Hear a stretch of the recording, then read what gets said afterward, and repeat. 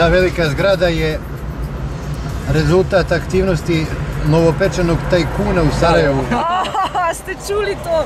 Novopečeni tajkuni u Sarajevu, ko smo že ravno pri tajkunih, a ne? Da, došao iz Crne Gore, zove se Fahrudin Radončić. On je bio novinar u Podgorici, ne znam kako za vreme rata došao je ovdje, otvorio dnevni list koji se zove Novi Avaz, obogatio se od toga lista, to je sad najbolji časopis u... Najtiražniji časopis možda u Bosni.